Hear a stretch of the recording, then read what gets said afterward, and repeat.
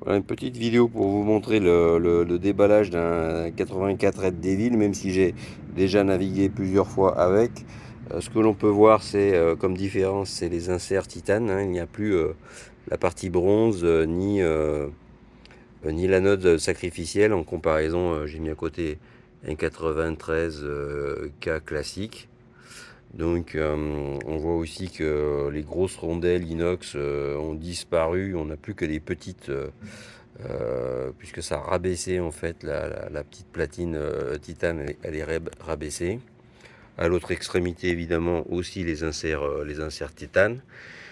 Ici c'est la version R8, donc avec deux vis de M8 sur le fuselage, mais il existe également en 3 vis en M6. Donc là on a bien la notation au module, hein, puisque le mât est en carbone au module, et à la différence des autres mâts, le mât est plein, il n'y a pas d'âme, il n'y a pas de corps à l'intérieur, et donc il est totalement plein carbone au module. De ce fait, ce mât me permet de remplacer le 83P. Notamment pourquoi? Parce que en bas l'épaisseur est bien plus fine, il fait 12 mm et demi, ce que j'ai pu donner constructeur et que j'ai pu vérifier.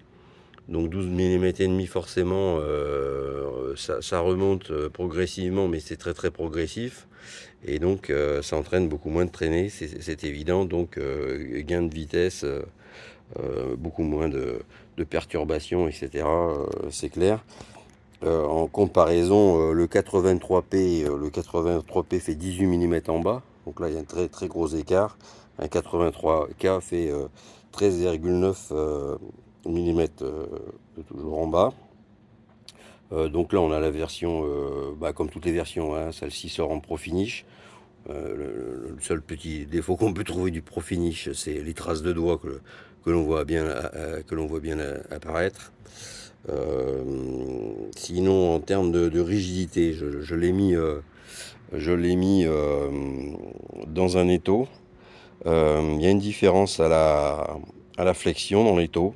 Elle n'est pas énorme, mais on la voit, on l'aperçoit. Il y a une différence à la flexion.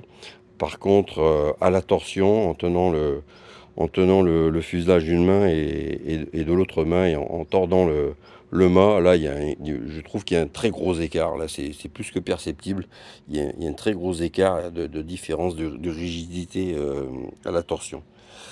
Ce mât-là donc me permet de remplacer le 83P, et donc de passer les Léviathans, dans mon cas le 1550 et le 1150, qui passent sans aucun problème. Et d'ailleurs ce mât peut passer toute la gamme des ailes, des Razor Pro, etc. bien entendu, qui peut le plus, peut le moins.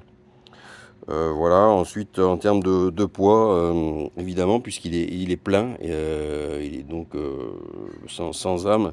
Donc, j'ai mesuré par rapport au 83P, j'ai trouvé 180 grammes d'écart en plus. Euh, Ce qui, bon, objectivement, par rapport à la rigidité apportée et la traînée moindre, ben, je dirais que dans la main, c'est difficile de les trouver, les 180 grammes. Bon, voilà, il y a 180 grammes, mais franchement, pour moi, c'est pas du tout un critère de choix. Voilà ce que je pouvais vous dire sur le 84 Red Devil.